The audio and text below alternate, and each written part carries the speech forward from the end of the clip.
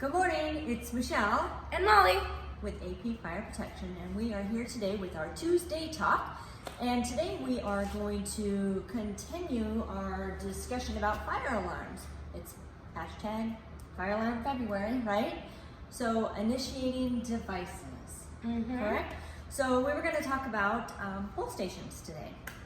and a little bit about smoke detectors. So basically what initiating devices are, it's the devices that get alerted of a fire or smoke or whatever it is, and it shoots signals to the fire alarm panel that we talked about last week saying, hey, something is wrong, something is wrong. They're basically initiating the process of getting a fire put out.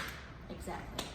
Okay, so let's talk about some different types of pull stations that maybe you've seen, maybe you'll start to recognize or be a little bit more aware of when you go shopping and stuff, yeah? Yeah? Okay, because we're all about businesses, that's what we do.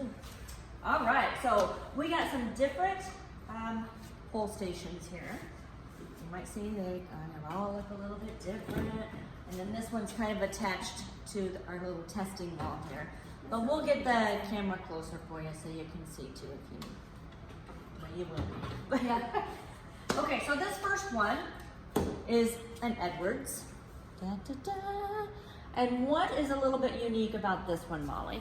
It has this piece of glass right here that in order to activate the, there's like a little switch behind there. In order to activate the switch, you have to break this. And in order to break that, you have to apply at least 5 pounds of pressure for it to break. That is called a glass break. Cool, huh? Glass break. And that it's actually a little glass rod. So it's kind of a tamper, what is it? Tamper-proof switch, so people don't mess with the fire alarms. There is a certain amount of pounds of pressure that you have to pull for fire alarms, and it's up to 5 pounds. No big deal. So Molly's going to demonstrate this little glass break rod. Here you go, Chicky. You want me to hold it? Yeah. Ready? Don't get my eyes. Oh, yay! And now there's glass on the floor. So it's just tiny. There it is. So that initiated the device, and you can't just reclose this. Somebody has to come along and unlock this to reset this device, right? So that's how the glass rod breaks. So and that's an Edwards. This next one is called a Simplex. And it looks a little older, I don't know, maybe.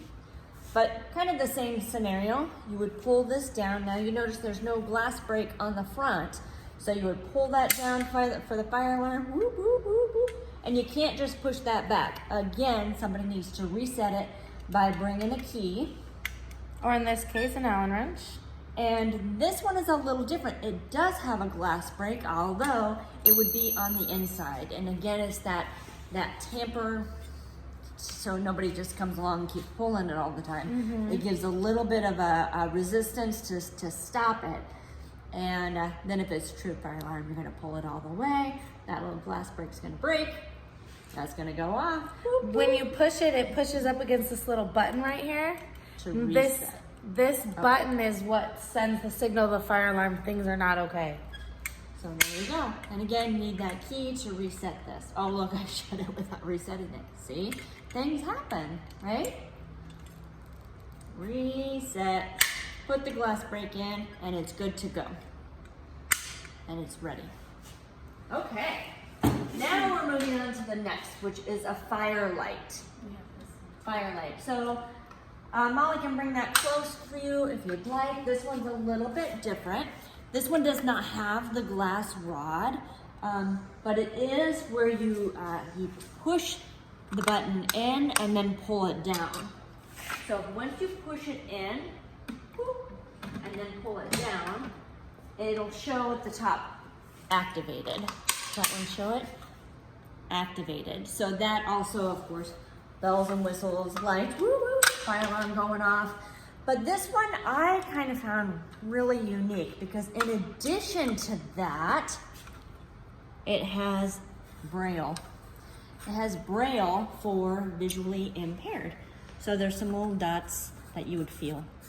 And it tells then, you know, like braille, push in, pull down. So I thought that was really unique and interesting. And then another thing about this, to reset it, this comes with a special key. And once you open it and shut the door, it just automatically resets. And this one's a switch, it's not a button. So it starts up when you push and then pull down. This goes down and then it alerts the panel. The panel, and then your smoke detector. Smoke detectors are super simple too, kind of like these. Basically what's going on inside of a smoke detector is there is a laser constantly being like pointed. That looks really wrong. Yeah, I guess constantly just engaged, like that glass rod is just always there. And then as soon as the smoke comes, it interrupts the laser.